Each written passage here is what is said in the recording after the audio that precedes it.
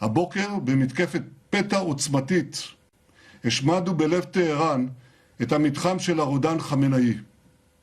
במשך അമേരിക്കയും ഇസ്രായേലും സംയുക്തമായി നടത്തിയ ഓപ്പറേഷനിൽ അയത്തുള്ള അലി ഖൊമേനി കൊല്ലപ്പെട്ടതായി ഇസ്രായേൽ പ്രധാനമന്ത്രി ബെഞ്ചമിൻ നെതന്യാഹു അവകാശപ്പെട്ടു. ഏകാധിപതി ഇനി നമ്മോടൊപ്പമില്ല എന്നതിൻ്റെ വ്യക്തമായ സൂചനകളുണ്ട് എന്നാണ് നെതന്യാഹു പ്രസ്താവിച്ചത്. എന്നാൽ ഈ വാർത്തകൾ ഇറാൻ ഔദ്യോഗികമായി തള്ളിക്കളഞ്ഞു. ഇത് ശത്രുക്കളുടെ മനഃശാസ്ത്രപരമായിട്ടുള്ള യുദ്ധമാണെന്നും ഖമേനി സുരക്ഷിതനാണെന്നും ഇറാൻ്റെ വിദേശകാര്യ മന്ത്രാലയം പ്രതികരിച്ചു.